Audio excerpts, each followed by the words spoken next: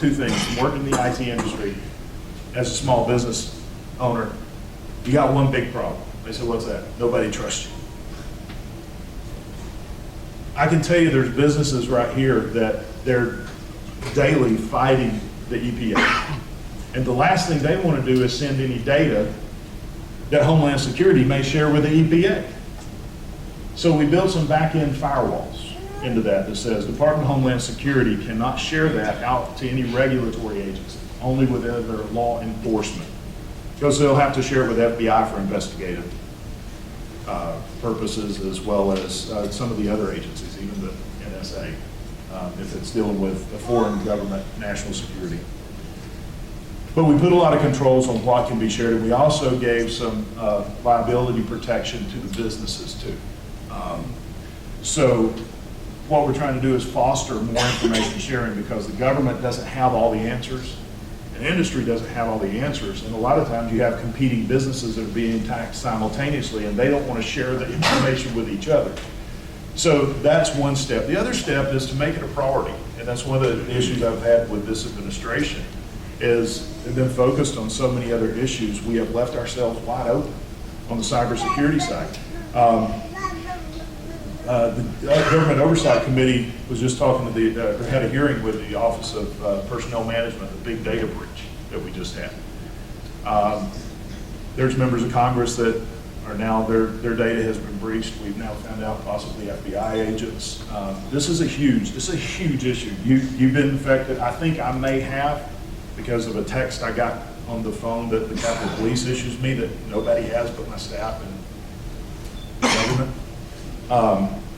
So during that investigation, basically, when they were investigating how did OPM get breached, their answer was, you didn't give us enough money. With more money, we could fix it, but the problem is they were supposed to update and upgrade their systems 3 years ago to the minimum security level. So it has to become a priority in our nation, because quite frankly, if healthcare.gov was broken into, that would be the largest data breach. Because it's not just government employees, it's just not government data. It's anybody who signed up or even opened an account on healthcare.gov. And so that's some of the things that we're doing, but we're looking for new ideas. Do you have any thoughts? The subject alone, no, but there is one thing you said right before you gave the answer that I mildly disagree with. Thanks, buddy.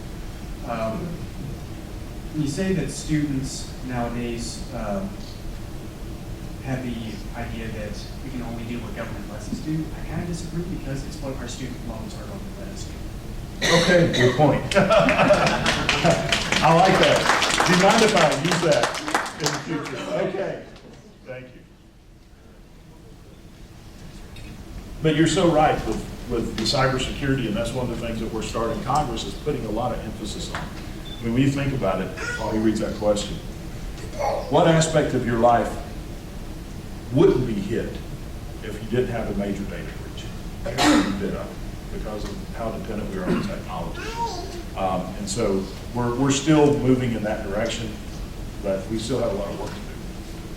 Next question is from Aaron Barnett. He's right there. Since every branch of the federal government is operating outside the Constitution and ignoring the will of the people, how are you planning to proceed? Well, that's a good question. And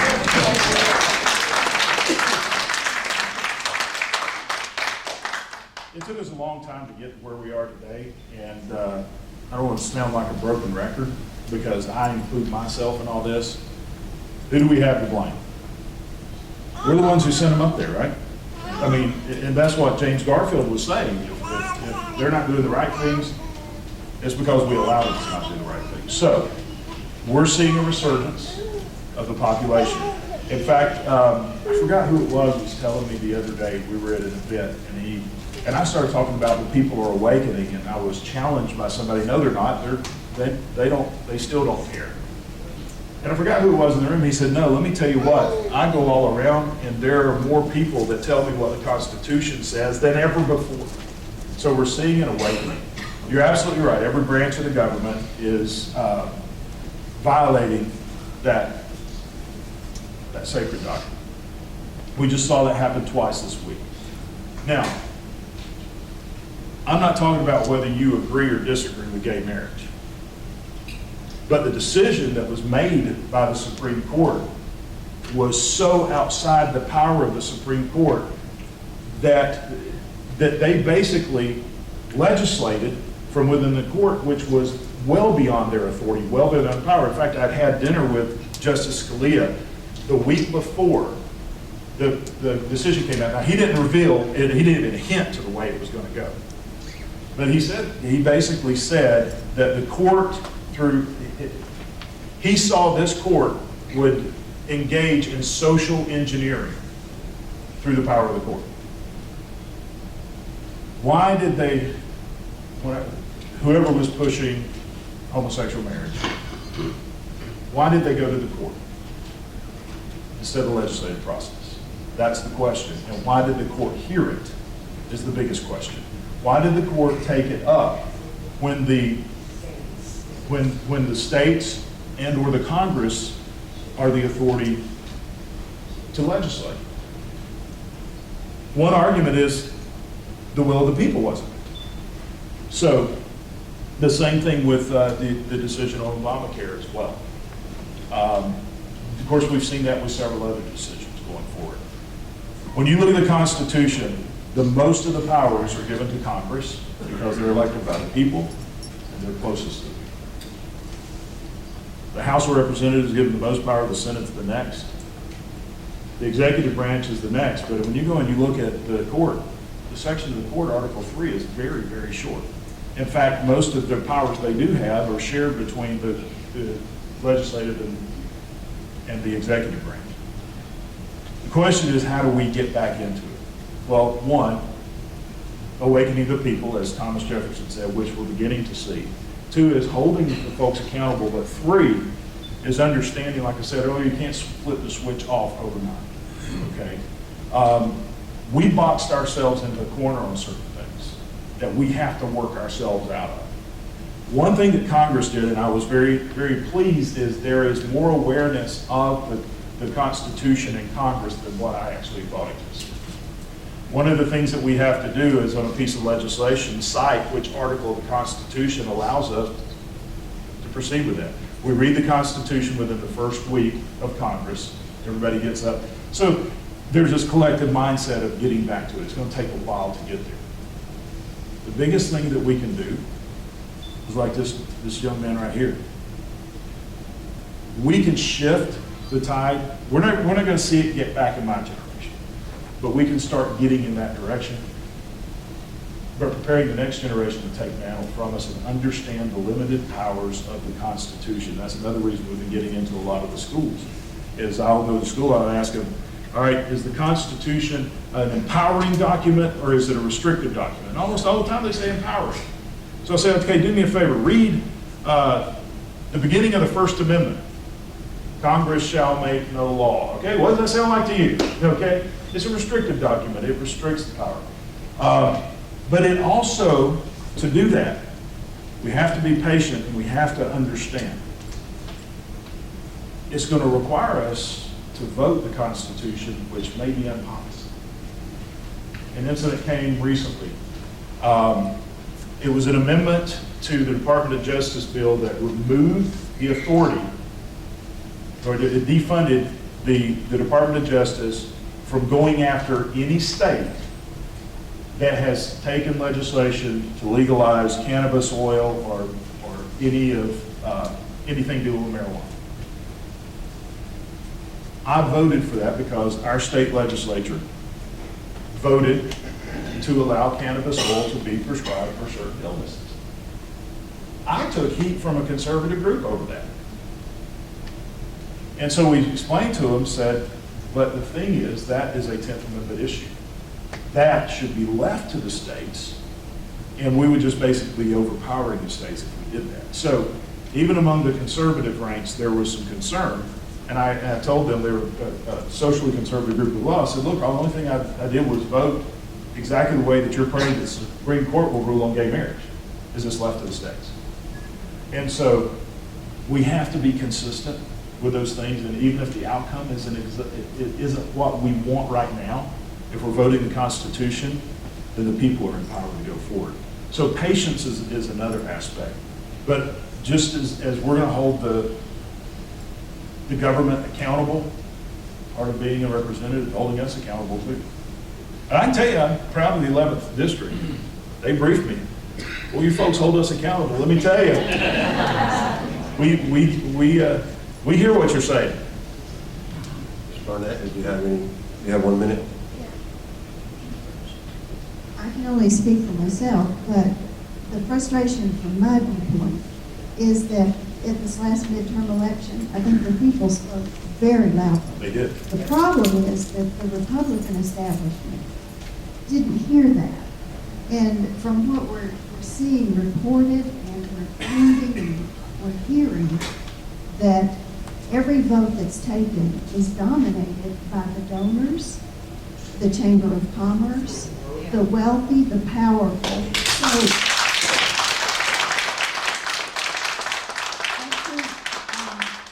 from my standpoint, I've done what I can. I communicate frequently with my congressmen and my senators. But I think we feel like our voices are getting lost, and we're depending upon our court system. There are lots of court cases moving through the system. By the time those get to the top of the system, which now we know is not dependable either, their job is to defend the Constitution, and they're trashing it. So by the time it works its way through the system, so much damage has been done. And I think that that's the frustration. There's no doubt that there's a lot of big money influence in Washington, D.C. But again, keep in mind you don't hear of the other things that are going on. House Freedom Caucus, I'm a member of the House Freedom Caucus. It's the most constitutionally minded individuals. You have to be invited and voted on by 2/3 of the members to come in. And and it's not to be an exclusive group, it's to know the values of who's there. And we discuss a lot of these issues. A lot of the times we're in agreement with the way that the party is going on most of the issues, not because of big money, but because it's really the right thing to do. But then there's occasions we disagree with it. And there's about 40 in that group right now. It's probably going to grow, and well, it will grow. Once you get to about 50, that's when you hit critical mass, and you can really start to influence and see some things change. As I talk to the members of the House Freedom Caucus, they're more excited than they have been before, not because of what you're going to see in this Congress, because we still have issues at the White House of getting certain things done, and issues with the Senate. But the momentum that we're starting to see shifting back in the right direction. So, be frustrated, but at the same time, start trying to see, what as John Adams says, ravishing rays of light and glory. He said that's when, after the passing of the Declaration, he wrote to his wife, Abigail, and he said, I know it's going to take a lot of blood and toil, and we're not going to see the results of this, but in the end, I see ravishing rays of light and glory, which will tell me that it's going to be worthwhile in the end. And so that's the thing that I think we have to keep looking for. But frustration can be a good thing, but not to the point that you give up. I've had people call and say, I'm just not going to vote anymore. It's the worst thing you can do. That's the worst. We got many calls after the last 2 Supreme Court cases. That's it. I am done. I'm not voting anymore. Don't do that. We need it. And I appreciate y'all working with us. We've had many town halls before, and occasionally you have some people that dominate the whole thing, so we want to make sure we got more questions asked. What we don't get to here tonight because of time constraints, we will answer every question. If you put your contact information on there, we'll follow back up, make sure everybody's in there. This question is from Harry. Harry said, your thoughts on the battle flag issue? Yeah, that's a good question. Here's the issue with that. We're chasing a symptom, not the problem. Gotcha. if you ban the battle flag, hatred is still gonna be there. Okay, and I'm not making an excuse for anything. Until we start addressing the evil that exists. You can ban anything that you want to. You can remove sculptures from Stone Mountain. You can ban the battle flag. I mean, the Georgia flag is actually more representative of the Confederacy than the battle flag was, but it's become, and it has become an image of hate to some people. You know, scriptures tell us not to be a stumbling block. But at the same time, the idea of just banning a flag that the hate's going to go away, it's not going to go away. It's still there. We have to address the underlying issue. The underlying issue goes right back to what you're saying, is a realization that we're all created equal. In the eyes of God, we're all created equal. Our founding fathers said all of us are created equal. We have the same opportunities, the same, and we deserve the same protection, the same rights, the same authority. Hatred has existed since the beginning of time. Hatred is still going to exist as we go forward. The thing is, do we tolerate it or not? You know, some see that as an image of hatred. I'm not going to make a judgment of whether it should stay or whether it should go. But the underlying issue is the hatred that is used by some people to deny rights, this act of evil. We've been asked several times, national press, local press has contacted us, says, within 2 days of the killing, what do you think about the Confederate battle flag? Should Georgia remove it from the tag? And so I'm not answering that. Until the nation has a chance to heal, and these families, and do the families disservice by politicizing this. This should not have even been a discussion until the emotions are settled, the family has a chance to heal. This was an act of evil. I can't understand. And as I did tell the press, I want you to think of what happened here. Where did this massacre take place? In a church. That was an attack on the freedom of religion, just like the shooting in Garland, Texas was an attack on the First Amendment. It's an attack on rights. They're all attacks on rights. And so, whether it should stay or not, again, I'm going to defer. I'm going to kick the can down the road, right? That is a state's issue. That should be up to each state to make the decision and the will of the people on that. But let me just say, you can ban it. And if the people decide to do that in the state of Georgia, it's not going to go away until we get to the root of what's causing it. I got no feedback or anything. I just wanted to. Okay. Well, I appreciate you asking the question. Sure.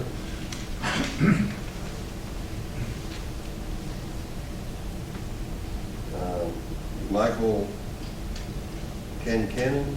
Yes, Concan. Concanon, okay. What's the Republican Congress plan to stop the president, Democrats, Supreme Court, and the biased news media from destroying our country? Thank you for taking the time and doing this. Can you repeat it one more time? What is the Republican plan? I think we're kind of on the same issue. What is your plan to stop the president, Democrats, Supreme Court, and the biased news media from destroying the country? Rob, we're going to graduate more people from that college. He's an Alabama fan wearing an Auburn shirt, so we had to pick on him a little bit. I'm sorry you get no rebuttal.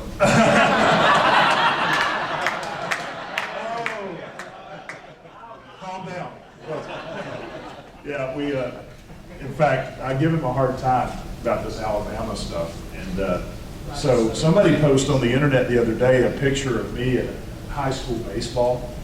And the name of our team was War Eagles. He said, now I know where all this comes from. So, part of the problem is we don't have a plan. The Republicans don't have a plan. We as Congress, we don't have a plan.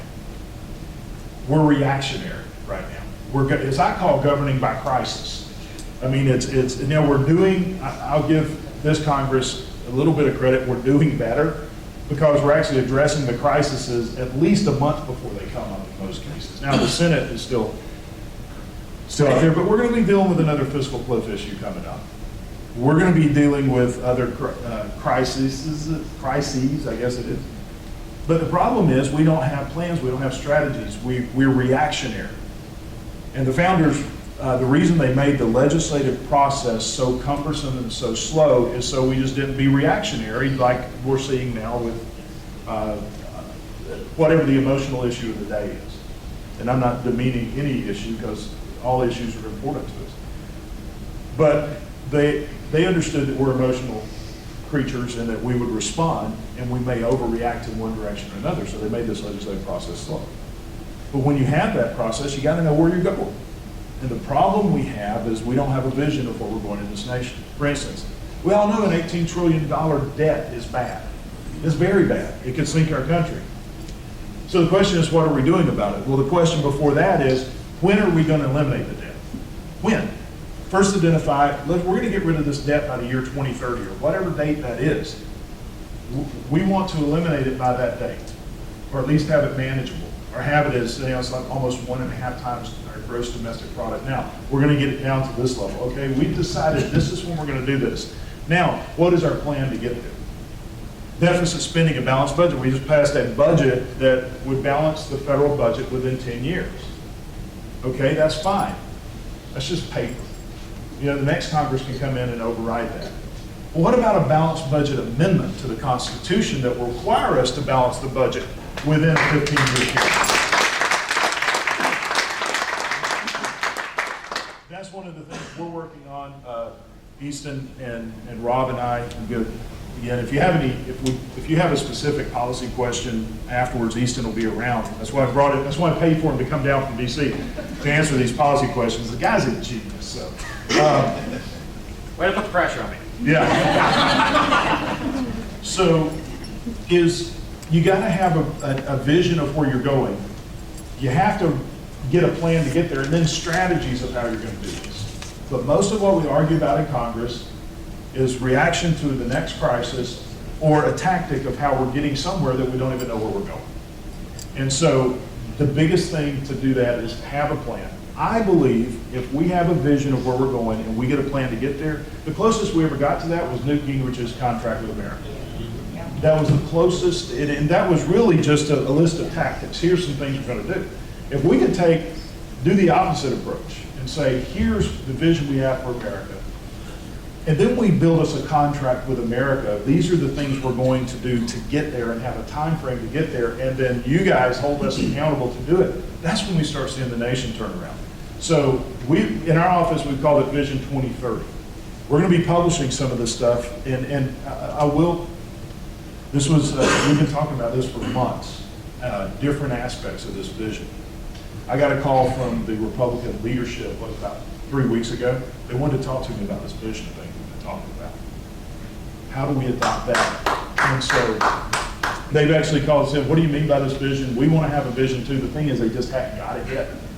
As I sat in there, they said, okay, what are all the problems with America? Let's list them. And then what are all the ideas to fix it? I said, no, you're going backwards. Vision is, what do we want America to look like? Then you go back here and say, all right, here's the problem we have, but this is where we're going. Now let's figure out how to get there. If we can do that, we can start reining in these issues. Because keep in mind, what empowers folks? Money. That's what's running government, is money. And they're getting too much of your money right now. This government is way too big. Look, the Department of Education takes a whole lot of authority away from that gentleman right there and this gentleman right here on the local school boards. That money should be staying within the communities. They should be selecting everything from their curriculum to their standards. It should be up to the teacher to determine if a child graduates from the 2nd to the 3rd grade, not an obscure test generated in Washington, D.C. or at lab. These are the things we're talking about vision, getting back to local government. And so, sorry, I will override it and give you your, there you go. First of all, thank you for being here tonight, and thank you for just taking the time to hear the frustrated citizens. I would hope that the Republican Congress gets a plan really fast, because the American citizens are tired of losing. We're tired of losing to the president, the Democrats, the media, the Supreme Court. very frustrating in this part. A lot of folks are angry because the country is changing so much. And I want the country to be like it used to be for my children, just like me. And so does everybody in this room. So please do all you can. Get your buddies together when you get back to Washington and make a plan. Because if there's no plan, God help us. And I think that plan has to be not just generated by our buddies in Washington, but by from the people as well, because without a vision, the people perish. And that's really the direction that we're going right now. You said that very well. And there's a lot of frustration out there right now about the Supreme Court decisions last week. Now, I use that word loosely because do you know what the actual term for what they did was? An opinion. When I had dinner with Scalia the other day, he said, look, we issue opinions, not decisions and not rules. It's our opinion. Hey, it was the Supreme Court's opinion in Dred Scott that slavery was okay. Did they get that right?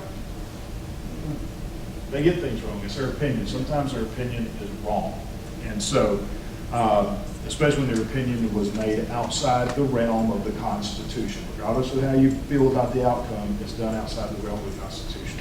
So we can overcome these things. We did get started about 5 or 10 minutes late, so instead of 7:15, we're going to go to 7:30. Mr. Rogers Bill Rogers had a question. I think we kind of touched on the court case and that they ruled on marriage Friday. Are you content that that was resolved? Yeah. Thank you. Well, hey, Bill. Good to see you. Joyce Young, is that right? Yuri? Did you get to see the Trans-Pacific Partnership Bill? What is your opinion of it? Thanks. Good question. The short answer is there is no TPP bill, no Trans-Pacific Partnership bill.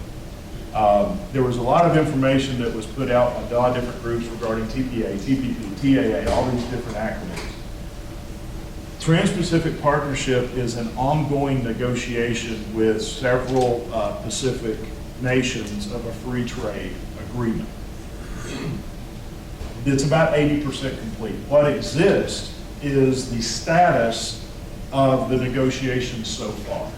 Everybody's heard about the secret room and all that.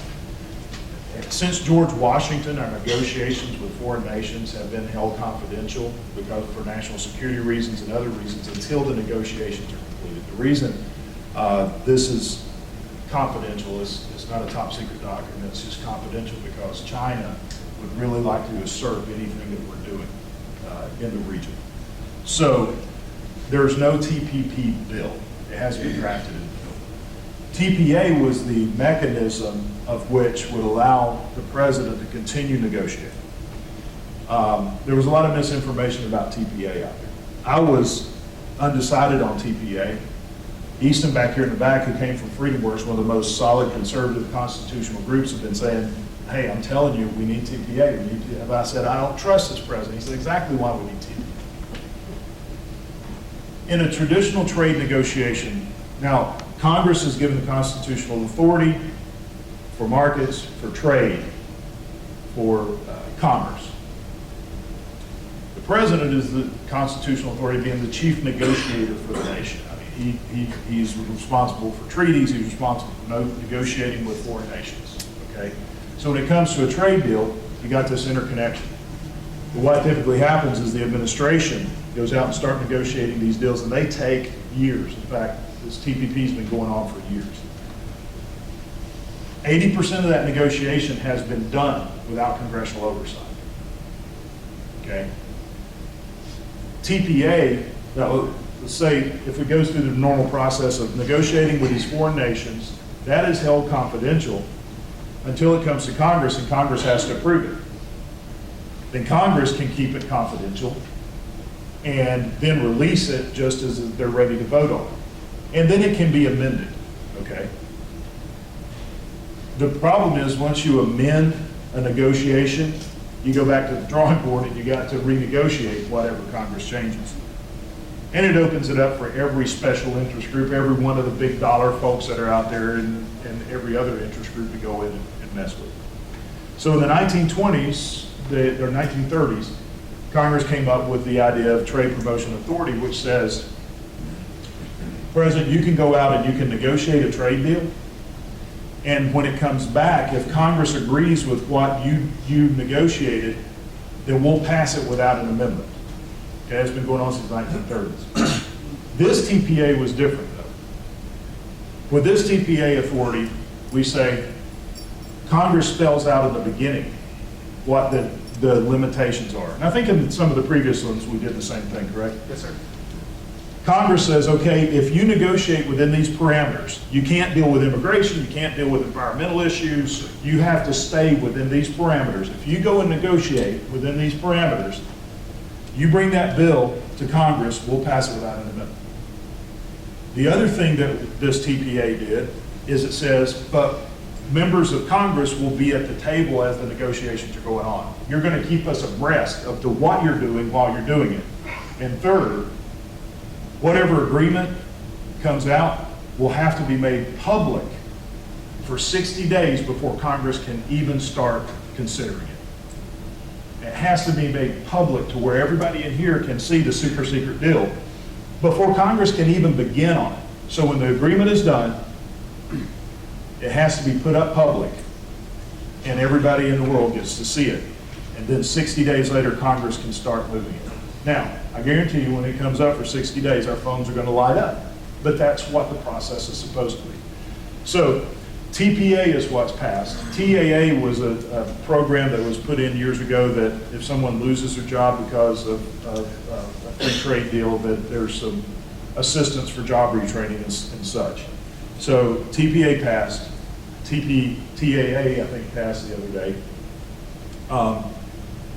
But TPP, which is the Trans-Pacific Partnership, is still being negotiated. But now, because of TPA, members of Congress will be kept in the loop of what's being negotiated, so we can see if there's an immigration issue or the environmental issue that's popping up with it.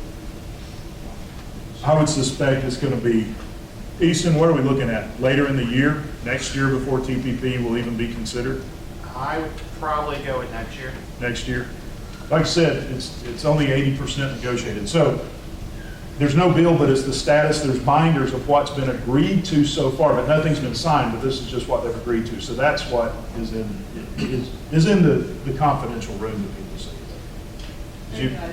Okay, but thank you for the question. We have time for one more here, and then just to be clear, we want all these questions. The reason we do it in this way is because we want to address everybody either phone or email, whichever you prefer. We will communicate with you. We're happy to talk on the phone, Easton or myself, or we'll talk about these questions and make sure they all get answered.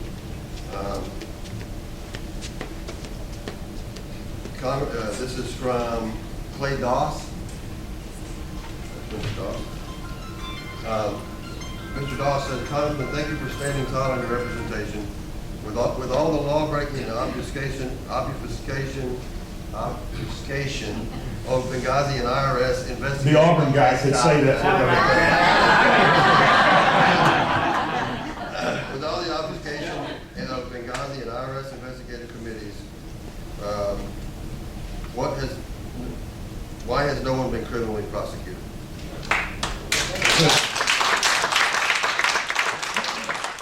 I wish my friend Trey Gowdy was here to address some of that as well. In fact, he is coming later on in the year. He'll be here later in the year. But